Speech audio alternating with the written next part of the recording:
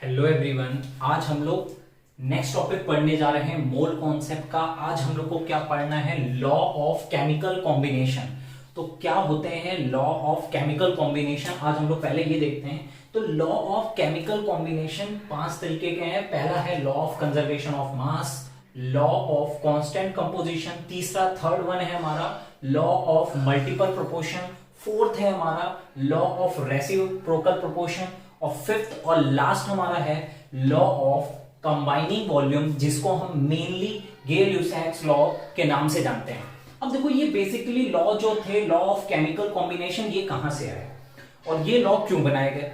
तो सबसे पहले क्वालिटेटिव एनालिसिस करने के लिए, किसी भी रिएक्शन के प्रोडक्ट की क्वालिटेटिव एनालिसिस करने के लिए, किसी भी रिएक्शन के रिएक्टेंट और प्रोडक्ट की क्वालिटेटिव एनालिसिस करने के लिए साइंटिस्टों ने कुछ लॉ बनाए थे। वो लॉ कहलाने लगे लॉ ऑफ केमिकल कॉम्बिनेशन। उन लॉ को नाम दिया गया लॉ ऑफ केमिकल कॉम्बिनेशन, जिसमें से सबसे पहला वाला है हमारा law of conservation of mass. तो हम लोग स्टार्ट करते हैं लॉ ऑफ कंजर्वेशन ऑफ मास से। हाँ, तो क्लास हम लोग का फर्स्ट लॉ आ गया हमारा law of conservation of mass. तो law of conservation of mass क्या होता है? बहुत सिंपल सा लॉ है। क्या लॉ है? बेसिकली इसने क्या बोला था, ड्यूरिंग एनी फिजिकल और केमिकल चेंज, किसी भी रिएक्शन में जब फिजिकल और केमिकल चेंज होता है, किसी भी रिएक्शन में जब कोई फिजिकल या केमिकल चेंज होता है, लाइक हम ये कह सकते हैं जैसे आइस से वाटर बन रहा हो, लिक्विड फॉर्म में जा रहा हो, और हम लोग क्या कहते हैं कि लिक्विड आइस फॉर्म में बदल रही हो, वाटर जो है वो आइस फॉर्म में बदल रहा हो। तो जब भी कभी कोई फिजिकल चेंज या कहते हैं कोई केमिकल चेंज होता है, the mass of the product is equal to the mass of the reactant. Mass of the product is equal to the mass of the reactant means किसी भी प्रोडक्ट का मास और रिएक्टेंट का मास रिएक्शन में equal होगा, चाहे वहां पे फिजिकल या केमिकल चेंज हो रहा हो। कोई भी चेंज हो रहा हो, फिजिकल या केमिकल, कोई भी चेंज हो रहा हो, फिजिकल या केमिकल, जितना भी मास रिएक्टेंट का होगा उतना ही मास प्रोडक्ट का होगा। जैसे कि एक एग्जांपल में हम लोग बात कर लें कि कोई रिएक्शन है जिसमें हमने मान लिया a plus B give rise, a plus B give rise c plus D. कोई रिएक्शन बनी a plus B give rise c plus D. अब हम यहाँ पे ये कह सकते हैं, हम यहाँ पे ये कह सकते हैं किसके अकॉर्डिंग, किसके according? Law of conservation of mass के अकॉर्डिंग, कि total mass of a plus B means reactant is equal to total mass of c plus D means product. Total mass जो रिएक्टेंट का होगा, टोटल मास जो reactant का होगा, reactant, इसको हम यहां पे इस साइड वाले सब्सटेंस को हम क्या कहते हैं? रिएक्टेंट कहते हैं। और जो चीज फॉर्म होती है उसको हम क्या कहते हैं? प्रोडक्ट। उसको हम क्या कहते हैं? प्रोडक्ट। तो total mass of reactant is equal to total mass of product means इसमें बोला गया जितना रिएक्टेंट का मास होगा उतना ही मास किसका होगा? प्रोडक्ट का। ऐसा किसका कहना था? Law of conservation of mass. Law of conservation of मास का ये कहना था कि जितना मास रिएक्टेंट का आएगा उतना ही मास प्रोडक्ट का आएगा। मैटर क्या होता है? That substance which occupy some space and having some mass, उसका कुछ मास होगा। तो हम इससे हम ये भी कह सकते हैं matter can neither created nor can be destroyed. या किसी भी रिएक्शन में जो मास होता है ना हम क्रिएट कर सकते हैं ना उसको डिस्ट्रॉय कर सकते हैं। जितना मास रिएक्टेंट का आएगा उतना ही मास प्रोडक्ट का होगा। हम और भी एग्जांपल से देख सकते हैं, जैसे लाइक CaCO3 को हीट करने पे CaO प्लस CO2 में चेंज हो जाता है, CaO और CO2 में चेंज हो जाता है। अब बेसिकली होता क्या है? अब बेसिकली होता है कि अगर आपने ये 100 ग्राम ले लिया, अगर आपने ये 100 ग्राम ले लिया तो ये कितना बनेगा? कितना ये बनेगा टोटल? तो इसका अमाउंट भी टोटल 100 ग्राम में ही होगा। वहां पे जैसे अगर हम कार्बन का वेट देखें तो कार्बन का वेट यहाँ पे कितना होता है? 12। ऑक्सीजन का वेट 16 इंटू 2, तो ये हमारा हो जाएगा 44 ग्राम। और अगर हम इसकी बात करें तो ये हमारा हो जाएगा, कैल्शियम का जो वेट होता है 40 होता है, 40 प्लस ऑक्सीजन का 16 हो जाएगा 56 ग्राम। और अगर इन दोनों वेट को हम ऐड कर दें तो ये हमारा आ जाएगा 100 ग्राम। इसका मतलब ये क्लियर है कि जितना मास रिएक्टेंट का होता है उतना ही मास प्रोडक्ट का होता है। Total mass of reactant molecule is equal to total mass of product molecule in any chemical reaction according to law of conservation of mass. अब ये लॉ हर जगह एप्लीकेबल है कि नहीं है? तो मोस्टली केसेस में ये लॉ तो एप्लीकेबल है, लेकिन जो न्यूक्लियर रिएक्शन होती है वहां पे ये लॉ एप्लीकेबल नहीं होता। क्वेश्चन में अगर हम बात करें, कह रहा है what mass of silver nitrate react with silver nitrate क्या होता है? AgNO3। तो AgNO3 रिएक्ट कर रहा है, उसका मास पूछा गया कितना मास होगा, हमने मान लिया x gram. What mass of silver nitrate AgNO3 react with 5.85 gram of sodium chloride NaCl कितना है? 5.85 ग्राम कह रहा है। उसके बाद कह रहा है to produce 14.35 gram of silver chloride AgCl कितना बना रहा है? Silver chloride 14.35 gram and 8.5 gram sodium nitrate कितना बना रहा है? 8.5 ग्राम। अब आपसे पूछा गया था if the law of conservation of mass is true, अगर इस रिएक्शन में law of conservation of mass applicable है, जो कि जनरली इक्वेशन में होता है, तो आप ये बताओ what is the mass of silver nitrate. तो हमें पता है जितना मास रिएक्टेंट के मॉलिक्यूल का होगा उतना ही मास प्रोडक्ट के मॉलिक्यूल का होगा। तो total mass of reactant molecule जो कि हम देख ले रहे हैं x plus 5.85 is equal to 14.35 plus 8.5। तो हमने क्या किया? Total mass of reactant is equal to total mass of product कर दिया, और यहां से हम लोगों ने x का अमाउंट निकाल लिया। x का अमाउंट निकालने के लिए इसको हमें वहां पे ले जाना पड़ेगा, और इसको हम वहां पे ले जाएंगे तो हमारा अप्रॉक्स 17.0 ग्राम, हमारा कितना आ जाएगा? 17.0 ग्राम। तो देखो ये था law of conservation of mass. अब हम लॉ ऑफ कंजर्वेशन ऑफ मास में हम इसकी लिमिटेशन पढ़ने जा रहे हैं। क्या होती है limitation law of conservation of mass की? किस कंडीशन पे law of conservation of mass applicable नहीं हो पाता? अगर हम बात करें law of conservation of mass की लिमिटेशन क्या है, तो इसमें बताया गया था, law of conservation of mass की लिमिटेशन में बताया गया था कि जो न्यूक्लियर रिएक्शन होती है उसमें क्या होता है कि उसमें कुछ मास चेंज हो जाता है एनर्जी के फॉर्म में। मास चेंज हो जाता है एनर्जी के फॉर्म में। किस वे में एनर्जी के फॉर्म में चेंज हो जाता है? तो ये E is equal to MC square, ये जो रिलेशन हम लोगों ने पढ़ा है, इस रिलेशन से हम देख सकते हैं कि कितना मास एनर्जी के फॉर्म में चेंज हुआ है। ये होता है मास लॉस इन मास में कितना लॉस आया, और ये उसमें कितनी एनर्जी प्रोड्यूस की। जो मास में चेंजमेंट आया है उसकी वजह से कितनी एनर्जी प्रोड्यूस हुई है। C हमारा होता है स्पीड ऑफ लाइट, वहां C क्या होता है? स्पीड ऑफ लाइट, जो कि आपको पता है इसकी वैल्यू 3 इंटू 10⁸ मीटर पर सेकेंड होती है। तो लिमिटेशन क्या है? अगर आपसे पूछा जाए law of conservation of mass की लिमिटेशन क्या है, law of conservation of mass की अगर कोई आपसे लिमिटेशन पूछे, तो ये लिमिटेशन है कि न्यूक्लियर रिएक्शन में एप्लीकेबल नहीं होता है। न्यूक्लियर रिएक्शन में एप्लीकेबल क्यों नहीं होता? क्योंकि न्यूक्लियर रिएक्शन में कुछ मास जो होता है वो एनर्जी के फॉर्म में चेंज हो जाता है। कैसे चेंज हो जाता है? हमने पढ़ा हुआ है E is equal to MC square. ठीक है, E is equal to MC square में जो M होता है वो लॉस इन मास, कितना मास में लॉस आया, कितना मास चेंज हुआ, और वो मास एनर्जी में चेंज हुआ तो कितनी एनर्जी प्रोड्यूस हुई, और यहाँ पे C क्या होता है? Speed of light. तो ये एक लिमिटेशन है law of conservation of mass की।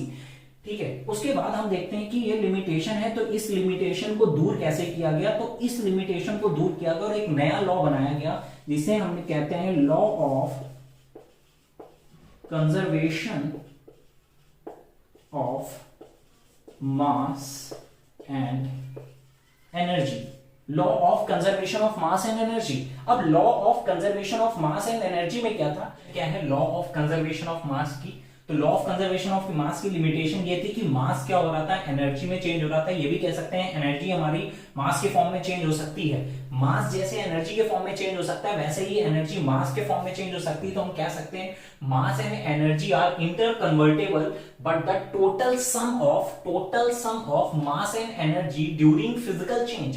किसी भी फिजिकल चेंज में जो मास एनर्जी का सम होता है वो कांस्टेंट रहता है। मीन जितना मास और रिएक्टेंट, मास जो होगा एनर्जी और मास रिएक्टेंट की होगी उतनी मास एनर्जी किसकी होगी, प्रोडक्ट की। तो ये था हमारा limitation of law of conservation of mass. Class अब हम लोग का सेकंड लॉ आ गया, लॉ ऑफ कांस्टेंट कंपोजिशन या लॉ ऑफ डेफिनेट प्रोपोर्शन। अब ये क्या है, लॉ ऑफ कांस्टेंट कंपोजिशन या लॉ ऑफ डेफिनेट प्रोपोर्शन, ये क्या है, क्या बता रहा है हमें?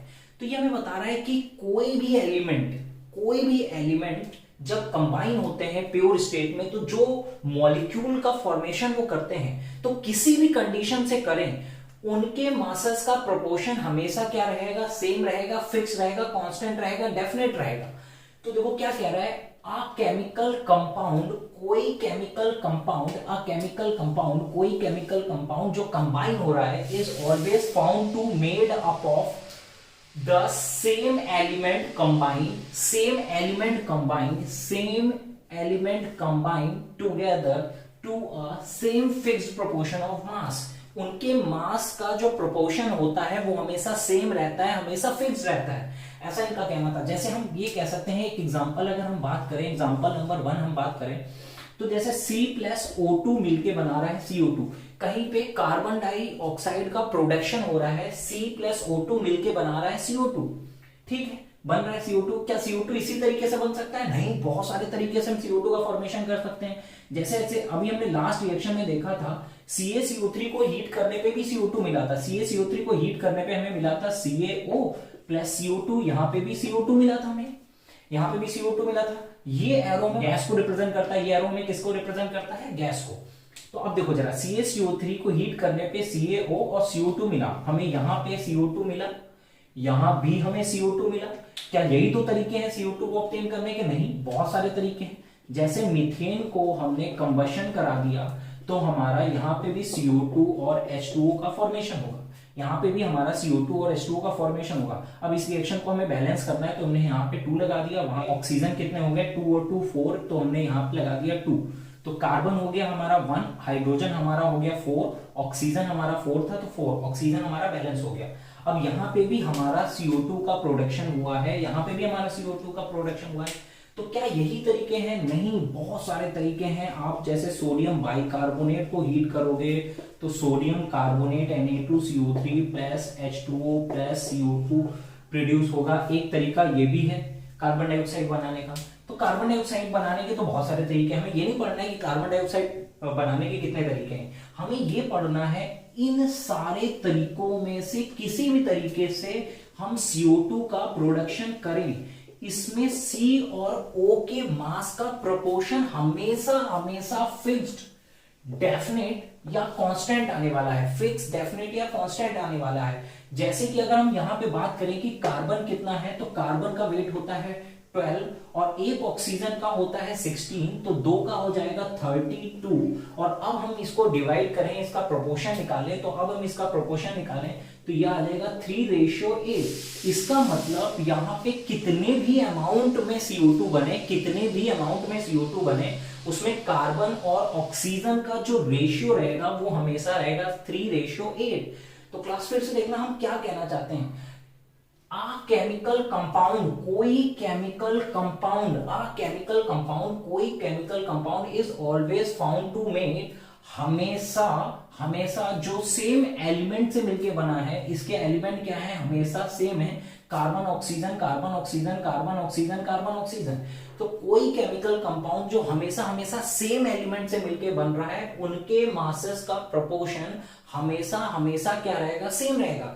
जैसे कि अगर हम बात करें वाटर, तो वाटर हम जैसे एक तरीके से हमने ले लिया, वाटर हमने अलग अलग जगह से उठाया, एक हमने ग्लास ले लिया, जैसे हमने क्या कर लिया, एक ग्लास ले लिया, इसमें हमने वाटर फिल किया और इसमें हमने वाटर देखा कितना है, 9 ग्राम वाटर है, इसमें H2O कितना है, 9 ग्राम है, ठीक है। अब हमने ग्लास को क्या कर दिया, बीकर ले लिया, ग्लास की जगह एक बड़ा बीकर ले लिया और इस बीकर में हमने देखा 90 ग्राम वाटर है, इसमें क्या है, 90 ग्राम वाटर है, तो इसमें 9 ग्राम वाटर है, इसमें 90 ग्राम वाटर है। अब हमने क्या किया, और बड़ा कंटेनर ले लिया, इससे भी बड़ा कंटेनर ले लिया, इससे भी बड़ा कंटेनर ले लिया, मतलब हमने क्या किया, पहले एक मग लिया था, फिर हमने क्या कर लिया, एक बड़ा सा वेसल या कंटेनर ले लिया, अब हम और बड़ा कंटेनर ले ले रहे हैं। अब हमने ये कंटेनर ले लिया इस फॉर्म में, ये कंटेनर है हमारा, इसके अंदर हमारा क्या है, वाटर फिल है, ये 900 ग्राम है। ठीक है, ऐसे हमने कोई और बड़ा सा कंटेनर ले लिया, एक बहुत बड़ा कंटेनर ले लिया, या हमने कह दिया पूरा पूरा क्या है, ड्रम टाइप का है एक बहुत बड़ा, जिसमें 900 के बजाय 9000 ग्राम वाटर आ रहा है। इसमें 900 ग्राम वाटर था, उसमें 9000 ग्राम वाटर हो गया। अब हम कहें इनमें से कहीं भी देखा जाए, तो यहाँ पे कहीं पे भी देखा जाए, यहाँ पे हाइड्रोजन और ऑक्सीजन का जो रेशियो आएगा वो आएगा 1:8। यहाँ पे हाइड्रोजन ऑक्सीजन का जो रेशियो आएगा वो हमारा क्या आएगा, 1:8 आएगा। ठीक है, इसका मतलब यहाँ पे अगर हाइड्रोजन का अमाउंट पूछा जाए, यहाँ पे हाइड्रोजन 1 होगा और ऑक्सीजन कितना होगा, 8 ग्राम। इसका मतलब कि हाइड्रोजन ऑक्सीजन का जो रेशियो रहेगा 1:8 रहेगा। यहाँ पे 90 में यहाँ पे हाइड्रोजन का अमाउंट कितना होगा, तो यहाँ पे 90 में हाइड्रोजन का अमाउंट होगा 10 ग्राम और ऑक्सीजन का अमाउंट होगा 80 ग्राम, जिसमें हम रेशियो निकालेंगे तो आएगा 1:8। ऐसे यहाँ पे हाइड्रोजन का अमाउंट आएगा 100 ग्राम और ऑक्सीजन का अमाउंट आएगा 800 ग्राम। तो इसमें फिर से हाइड्रोजन और ऑक्सीजन का रेशियो 1:8 आएगा। यहाँ पे अगर हम बात करें तो हाइड्रोजन का अमाउंट आएगा 1000 ग्राम और ऑक्सीजन का आएगा 8000, ऑक्सीजन का आएगा 8000 ग्राम, और यहाँ पे फिर से हाइड्रोजन और ऑक्सीजन का रेशियो 1:8 आएगा। इसका मतलब क्या है, मतलब क्या है, मतलब क्या आ रहा है, मतलब ये आ रहा है कि कोई भी केमिकल कंपाउंड हो, कोई भी केमिकल कंपाउंड हो, कोई भी केमिकल कंपाउंड हो, अगर वो सेम एलिमेंट से मिलके बना है, अगर वो hydrogen oxygen hydrogen oxygen hydrogen oxygen hydrogen oxygen same element से मिलके बना है, तो उनके मासेस का प्रोपोर्शन सेम होगा, चाहे वो आप किसी भी तरीके से बनाओ, किसी भी वे से बनाओ, बस वो सब्सटेंस जो होना चाहिए वो प्योर होना चाहिए। ये याद रखना, इसमें है नहीं, वो सब्सटेंस क्या होना चाहिए, प्योर होना चाहिए। अब जैसे कि अगर हम बात करें इसकी लिमिटेशन क्या है, इसकी लिमिटेशन क्या है, इसके ड्रॉबैक क्या है, तो हम सबसे पहले इसकी लिमिटेशन की बात कर रहे हैं, तो इसको जल्दी से नोट कर लो क्लास, फिर हम इसकी लिमिटेशन की बात करते हैं। स्क्रीनशॉट ले लो आप लोग।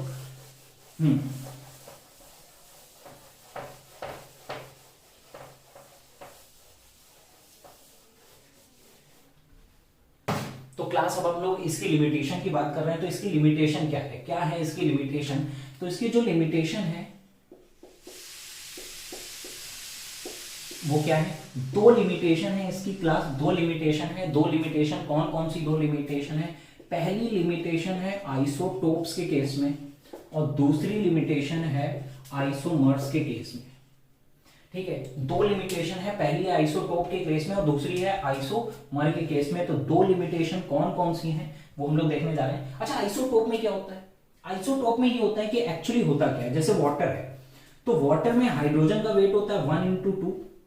ठीक है, ऑक्सीजन का वेट कितना होगा, ऑक्सीजन का वेट कितना होगा, ऑक्सीजन का वेट होता है 16, ऑक्सीजन का वेट होता है 16। तो अगर हम यहाँ पे रेशियो निकालें तो 2:16 मींस 1:8 आ रहा है, 1:8 आ रहा है। लेकिन अगर वाटर में हाइड्रोजन की जगह इसका आइसोटोप आ जाए, क्या आ जाए, आइसोटोप।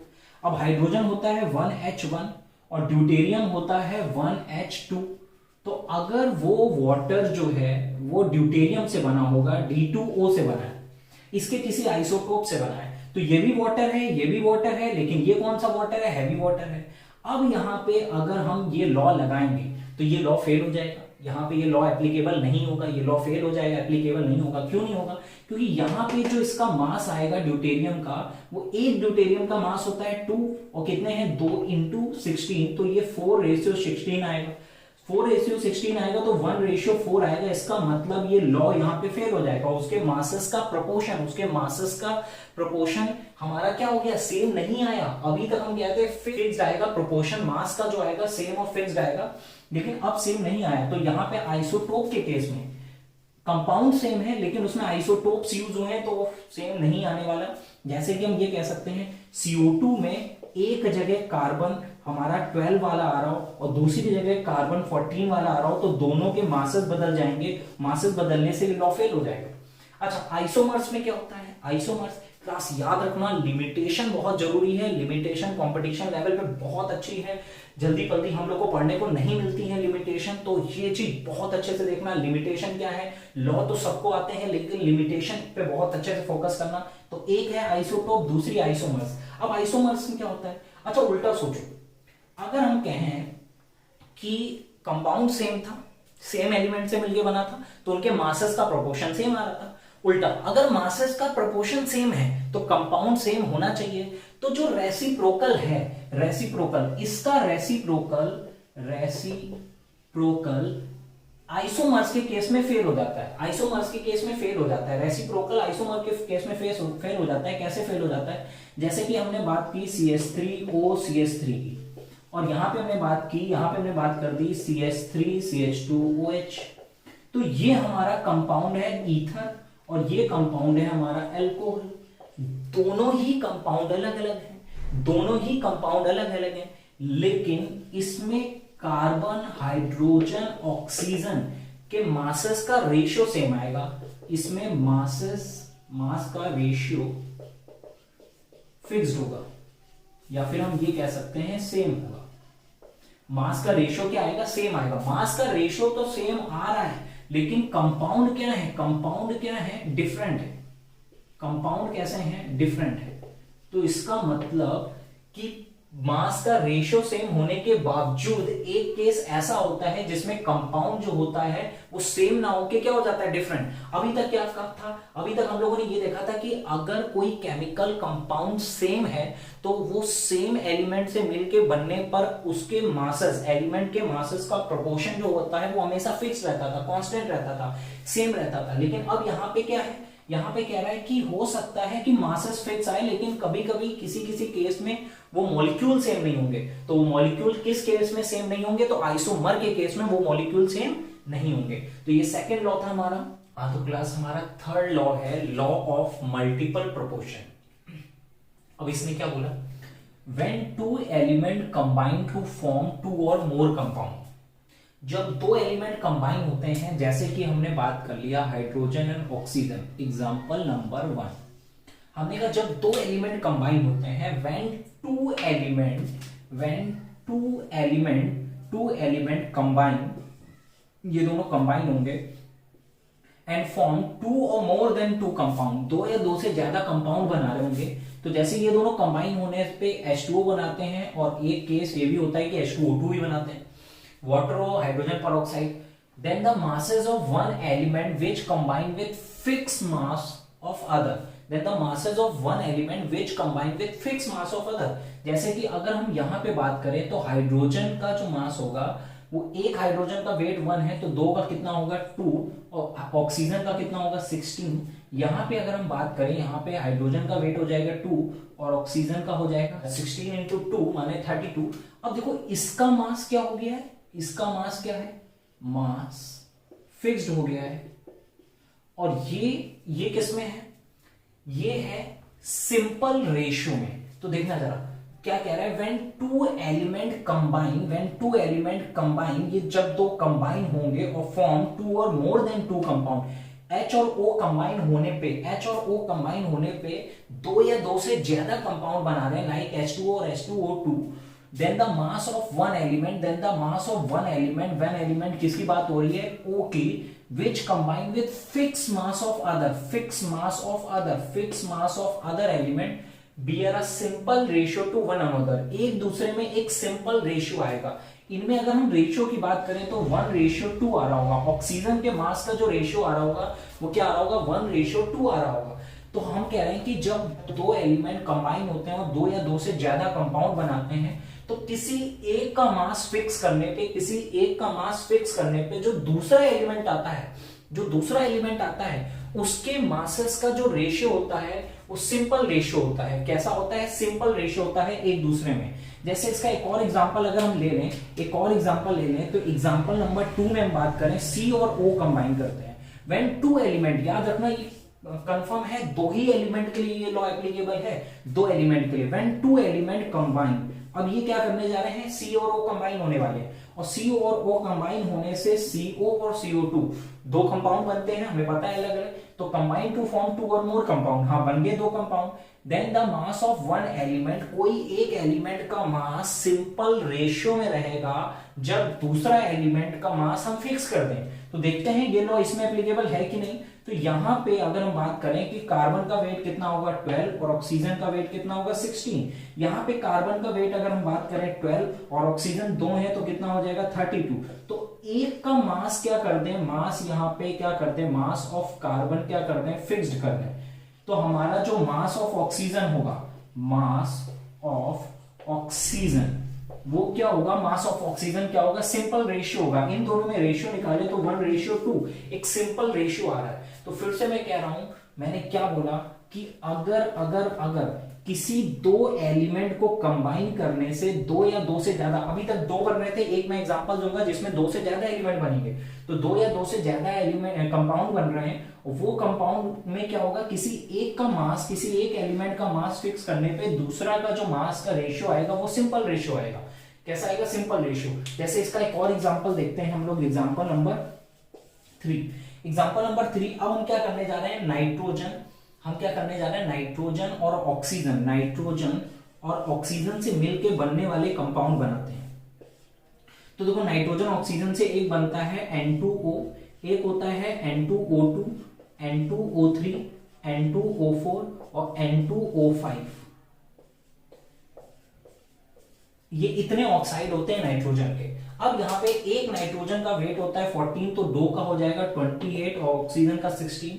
यहाँ पे नाइट्रोजन का जो दो नाइट्रोजन का वेट हो जाएगा वो 28:32। यहाँ पे क्या हो जाएगा 28 रेशियो, फिर हमारा हो जाएगा 48। यहाँ पे क्या हो जाएगा 28:64, यहाँ पे 28:80। तो एक एलिमेंट का मास फिक्स करने पे यहाँ पे किसका, इन सब में देखो नाइट्रोजन का मास क्या हो गया है, फिक्स।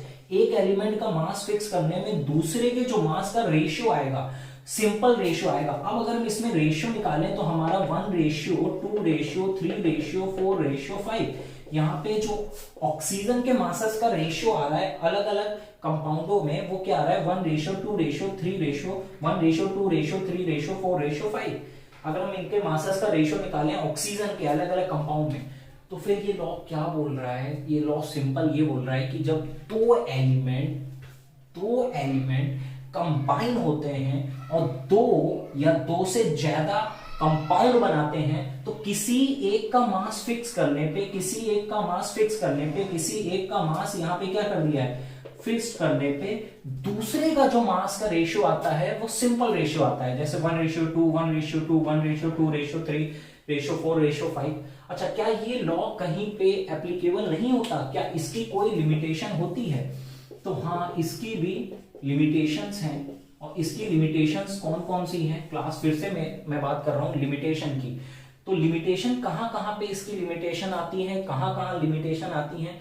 तो जब ये कार्बन जैसे ऑर्गेनिक कंपाउंड में ज्यादातर आता है, ऑर्गेनिक कंपाउंड में, ठीक है, ऑर्गेनिक कंपाउंड में कहां पे प्रॉब्लम आती है, और एक आती है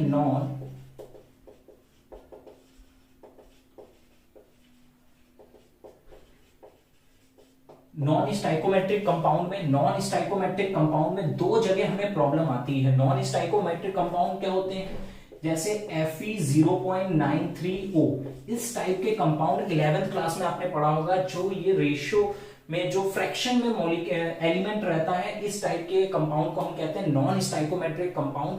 तो इस नॉन स्टाइकोमेट्रिक कंपाउंड में हमें प्रॉब्लम आती है, ये लॉ एप्लीकेबल नहीं होता है, law of multiple proportion applicable नहीं होता। ऑर्गेनिक कंपाउंडों में हमें प्रॉब्लम आती है। ऑर्गेनिक कंपाउंडों में प्रॉब्लम क्यों आती है, सेल्फ कैटेनेशन की वजह से। यहाँ पे हमने बोला ऑर्गेनिक कंपाउंड में सेल्फ लिंकेज की वजह से कैटेनेशन जो होता है उसमें हमारी प्रॉब्लम आने लगती है। यहाँ पे अगर हम बात करें कि कार्बन, इन सब में कार्बन हम फिक्स कर दें, कार्बन का हम 12 रेशियो लें, तो ऑक्सीजन कार्बन का रेशियो 12 लेने पे हाइड्रोजन का जो रेशियो आएगा वो हमारा सिंपल रेशियो नहीं रहेगा, वो पॉइंट में चला गया। देखो 2.5, 2.4, 2.33, ये किसमें चला गया, हमारा पॉइंट में चला गया, सिंपल रेशियो नहीं रहा, सिंपल रेशियो नहीं रहा। तो ये लिमिटेशन थी लॉ ऑफ मल्टीपल प्रोपोर्शन की। तो लॉ ऑफ मल्टीपल प्रोपोर्शन में क्या था, जब दो एलिमेंट कंबाइन होते हैं, दो या दो से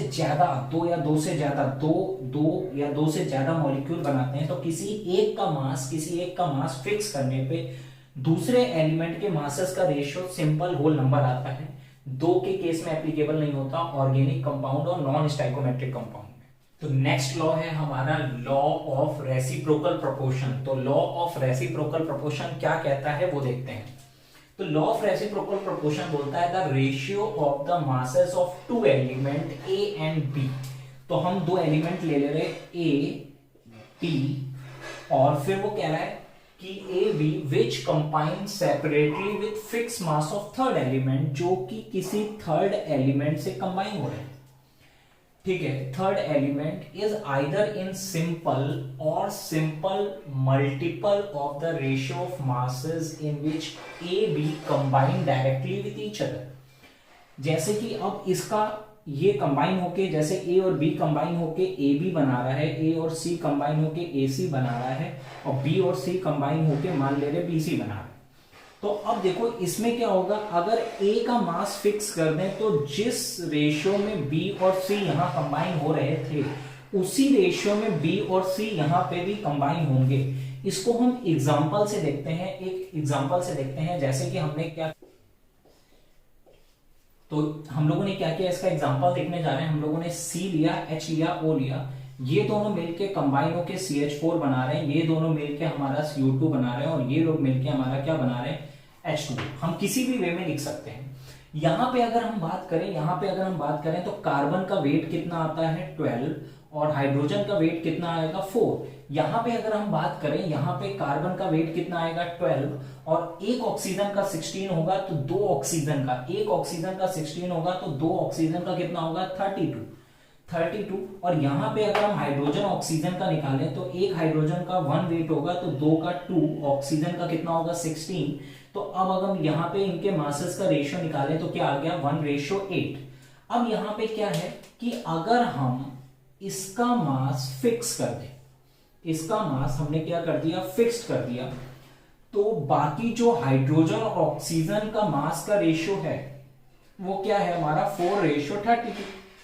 यहां पे हाइड्रोजन 4 और ऑक्सीजन कितना है 32, तो हाइड्रोजन और ऑक्सीजन का रेशियो आया 4:32, जिसको हम लिख सकते हैं 1:8। क्या लिख सकते हैं 1:8। तो हमारा ये आ गया 1:8। तो अब देखो जरा हमने क्या बोलना है, हमें क्या बोलना है। तो अब देखो स्टेटमेंट पढ़ते हैं बहुत आराम से।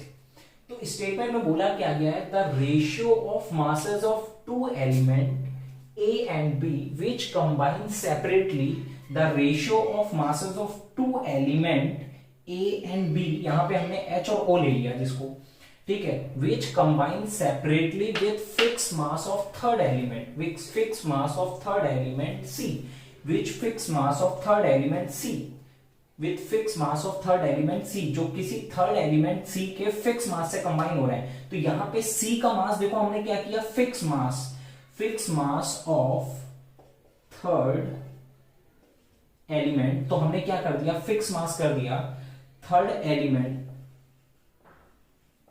ठीक है, जो कि हमारा क्या है C is either the same, तो फिर क्या आने वाला है, सेम आने वाला है, और multiple of the ratio of masses of A and B. तो ए और बी के मासेस का जो रेशियो आएगा या फिर सेम आएगा, तो यहां तो क्या आ गया, सेम आ गया, यहां तो क्या आ गया, सेम आ गया। कभी कभी सेम नहीं आएगा तो क्या आ जाएगा, सिंपल मल्टीपल आ जाएगा। कभी कभी सेम नहीं आएगा तो क्या आ जाएगा, सिंपल मल्टीपल आ जाएगा। तो कभी कभी सेम आएगा, कभी कभी सिंपल मल्टीपल आएगा। जैसे कि अगर एग्जांपल हम बात करें, नेक्स्ट एग्जांपल देने जा रहे हैं, फिर से देखना बहुत अच्छे से। हम क्या बात कर रहे हैं कि इसने कहा था ratio of the masses of two element, the ratio of the masses of two element के रेशियो जो होगा मासेस का, या फिर सेम आएगा या फिर मल्टीपल आएगा जब वो किसी फिक्स मास के थर्ड एलिमेंट से कंबाइन होंगे। फिक्स मास के थर्ड एलिमेंट से कंबाइन होंगे। फिक्स मास देखो 12 है, दोनों में कार्बन का वेट, ये दोनों, ये जब इससे कंबाइन होगा ये बनाएगा, ये जब इससे कंबाइन होगा ये बनाएगा। इन दोनों के कंबाइन होंगे, सी के जिस फॉर्म में कंबाइन हो रहे हैं उसमें सी का मास क्या है, फिक्स है, सी का मास फिक्स है। तो O और H का आपस में कंबाइन होने का जो रेशियो आएगा, और इससे जो O और H का रेशियो आएगा वो सेम आएगा या फिर सेम आएगा या फिर सेम नहीं आएगा तो सिंपल मल्टीपल आएगा। क्या आएगा, सिंपल मल्टीपल आएगा। नेक्स्ट एग्जांपल लेते हैं। एक एग्जांपल हमारा ये हो गया, एग्जांपल नंबर 1। अब हम सेकंड एग्जांपल लेते हैं, एग्जांपल 2। अब हमने कार्बन की जगह हम ले रहे सल्फर और बाकी हाइड्रोजन, ऑक्सीजन। तो यहाँ 3 एलिमेंट की बात होती है, ए बी सी। कितने एलिमेंट की बात होती है, 3। तो 3 एलिमेंट लिए जिसमें से दोनों एलिमेंट किसी थर्ड एलिमेंट के फिक्स मास से कंबाइन होंगे, फिक्स्ड मास से कंबाइन होंगे। तो जैसे H2S, इन दोनों के कॉम्बिनेशन से हमें क्या मिलने वाला है, H2S, और इन दोनों के कॉम्बिनेशन से मिलेगा SO2। यहां पे H और S का रेशियो निकालें तो हाइड्रोजन होगा 2 और S का वेट होता है 32। यहां पे सल्फर का वेट होता है 32 और ऑक्सीजन का वेट एक का होता है 16, तो 2 का हो जाएगा 32। तो अब अगर हम बात करें तो यहां पे देखो सल्फर का, यहां पे सल्फर का मास कैसा है, fixed mass of, fixed mass करते हैं ऑफ थर्ड एलिमेंट, जो कि हमारा कौन है, sulphur. Fixed mass of third element जो कि हमारा क्या है, सल्फर। अब क्या होगा कि अब हम देखें कि बात करेगा ए और बी की, ए और बी, यहां H और O मिलके क्या बनाते हैं, H2। यहां पे H का वेट कितना आएगा 2 और O का कितना आएगा 16। तो यहां पे अगर इनके मासेस का रेशियो देखें तो हम हमारा क्या आने वाला है 1:8। लेकिन अगर हम यहां देखें इन दोनों में, यहां पे मासेस का रेशियो देखें तो यहां पे कितना आने वाला है 2 और यहां पे कितना आने वाला है 32 और यहां से निकल के आएगा हमारा 1:16। अब ये मासेस का जो रेशियो आएगा, अब ये जो मासेस का रेशियो आएगा, ये रेशियो हमारा मल्टीपल आएगा। क्या आएगा, मल्टीपल आएगा। अब अगर हम इनको डिवाइड कर दें, अब अगर हम डिवाइड कर दें जैसे 1/16 और ये 1/8 डिवाइड कर दें तो ये हमारा कितना आ जाएगा, 1/2 आ जाएगा, हमारा 1/2। तो सिंपल मल्टीपल आ जाएगा, सिंपल मल्टीपल आ जाएगा। एक बार हमारा सेम आ गया, एक बार हमने देखा मल्टीपल आ गया, तो इनके मासेस का जो रेशियो आएगा या फिर मल्टीपल आएगा। तो इन्होंने बोला क्या, क्या बोला इन्होंने बोला जब 3 एलिमेंट, इससे पहले वाले में कितने थे, 2 एलिमेंट थे, वहां पे भी एक का मास फिक्स कर रहे थे, यहाँ 3 एलिमेंट था जिनमें से 2 एलिमेंट किसी तीसरे एलिमेंट के फिक्स मास से कंबाइन हो रहे हैं। 2 एलिमेंट किसी तीसरे के फिक्स मास से कंबाइन हो रहे हैं, यहां पे देखो मास फिक्स है, कंबाइन हो रहे हैं। तो इनके कॉम्बिनेशन से जो मासेस का रेशियो आएगा और इन दोनों में जो बचा हुआ एलिमेंट के मासेस का जो रेशियो आएगा वो हमेशा या फिर सेम आएगा या फिर सिंपल मल्टीपल आएगा, या फिर सेम आएगा या फिर सिंपल मल्टीपल आएगा। एक बार आराम से इसको वीडियो को फिर से देखना। तो ये क्या है, एक अच्छा लॉ है जो एक बार में समझ नहीं आता है, तो आप इसको रिमाइंड करके फिर से देखना। बहुत सिंपल वे में बताया है, बहुत सिंपल ट्रिक में बताया है, बहुत इजी वे में आपको समझ आ जाएगा। हमारा लास्ट लॉ है Gay Lussac's law of combining volume, Gay Lussac law of combining volume. अब देखो ये क्या है, ये क्या कह रहा है, जैसे कि अगर हम एज्यूम कर लें, ठीक है, पहले तो ये कंडीशन होती है at constant temperature and pressure, ठीक है, constant temperature and pressure. Similar condition of temperature and pressure का मतलब क्या है, कांस्टेंट टेम्परेचर और प्रेशर। हमें टेम्परेचर प्रेशर कांस्टेंट लेना है और फिर मान लो H2 + Cl2 give rise to HCl।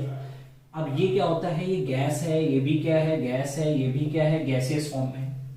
तो इसमें क्या होता है, ये जो आगे वैल्यू लिखी होती है इसके आगे कुछ नहीं, मतलब 1 वॉल्यूम, इसके आगे 1 वॉल्यूम, इसका क्या लिखा है 2, तो इसका 2 वॉल्यूम।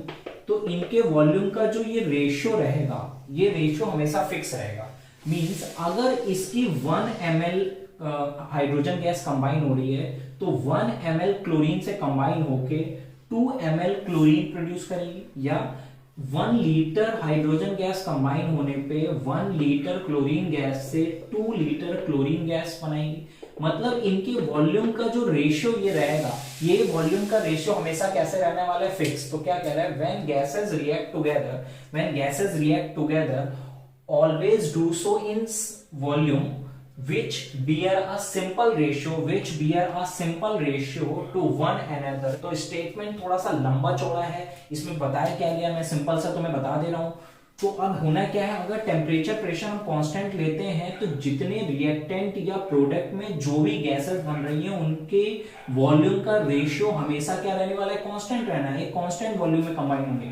मींस हम ये कह सकते हैं कि अगर हमने इसके 100 ml को कंबाइन किया तो ये 100 ml हाइड्रोजन के 100 ml क्लोरीन से और 200 ml HCl के बनाएंगे। या हम कह दें कि 200 ml अगर हमने हाइड्रोजन कंबाइन किया तो ये 200 ml क्लोरीन के साथ कंबाइन होंगे, और ये कितना बनेगा, जब इसमें 1:1:2 का रेशियो है तो 2:2 है तो ये कितना हो जाएगा, 400 ml बनाएगा। अब हम कहते हैं जैसे कि ये 50 ml कंबाइन हो रहा है, तो ये 50 ml इसके साथ कंबाइन होगा और वो कितना बनाएगा, इसका डबल, 112 डबल, डबल माने ये कितना बनाएगा 50 50 और ये 100 ml HCl बनेगा। ये हम किसी में भी लगा सकते हैं अगर हमारा टेम्परेचर प्रेशर कांस्टेंट है। जैसे कि एक अगला एग्जांपल लेते हैं, N2 + 3H2 गिव राइज का साइन 2NH3। अब देखो यहाँ पे क्या आएगा, यहाँ पे जो आ रहा है 1 वॉल्यूम आ रहा है, यहाँ पे जो आ रहा है इसका 3 वॉल्यूम आ रहा है, और यहाँ पे जो आ रहा है इसका 2 वॉल्यूम आ रहा है। 2 3 और इसके आगे कुछ नहीं है तो 1, तो इनके वॉल्यूम का रेशियो हमेशा ये रहेगा। मीन्स हम ये कहें तो ये कह सकते हैं अगर 10 ml N2 कंबाइन हो रही है तो कितने से कंबाइन होगी, 30 ml H2 से कंबाइन होगी, ठीक है। और बनाने वाली क्या है, ये 20 ml NH3 प्रोड्यूस करेगी, 20 ml NH3 प्रोड्यूस करेगी। मीन्स हम ये भी कह सकते हैं कि अगर हम 100 ml N2 को कंबाइन करें तो कितना H2 लेना पड़ेगा, 300 ml H2 लेना पड़ेगा, तो बनेगा क्या, 200 ml NH3 फॉर्म होगा। मींस इनके वॉल्यूम का जो रेशियो आएगा वो हमेशा फिक्स होगा eight constant temperature and pressure, तो बहुत सिंपल सी बात है, बहुत सिंपल सा लॉ है कि वॉल्यूम का जो रेशियो रहता है वो कांस्टेंट रहता है अगर रिएक्टेंट और प्रोडक्ट में गैसेस हैं एट सेम टेम्परेचर प्रेशर वो रिएक्ट कर रही हैं। तो ये थे 5 लॉ आज हम लोगों ने पढ़े। लॉ ऑफ कंजर्वेशन ऑफ मास, जिसमें मास हमारा रिएक्टेंट और प्रोडक्ट का कैसा रहता है, इक्वल रहता है, उसकी लिमिटेशन थी, हमने सबकी लिमिटेशन पढ़ी है। तो ये आज का जो टॉपिक था बहुत अच्छा था। अब इसमें जो बेस्ड न्यूमेरिकल पोर्शन है उसके लिए मोल कॉन्सेप्ट के मोल के पार्ट को हमें बहुत अच्छे से पढ़ना पड़ेगा। तो जब हम लोग मोल का पार्ट खत्म कर लेंगे तो हम लोग क्या करेंगे, इसके जो न्यूमेरिकल हैं, इसके जो क्वेश्चन है, इन लॉ पे जो बेस्ड क्वेश्चन है वो हम लोग बहुत इजीली वे में सॉल्व करने वाले हैं। तो सबसे पहले हम लोग को क्या करना है, आपको इस लेक्चर को बहुत अच्छे से पढ़ना है, बहुत अच्छे से पढ़ना है। इसके एक एक पॉइंट को आपको लिख लेना है जो मैंने वर्डिंग बोली है। और देखो लॉ क्या है, बीच में जो लॉ थे वो थोड़े से कंफ्यूजिंग थे, तो उसको आपको रिमाइंड कर करके बार बार आपको सुनना है। एक बार ये अच्छे से लॉ आ गए तो इसके न्यूमेरिकल आपको बहुत अच्छे से सॉल्व होने लगेंगे, बहुत इजी लगने लगेंगे। तो आज के क्लास के लिए इतना ही, मिलते हैं नेक्स्ट क्लास में।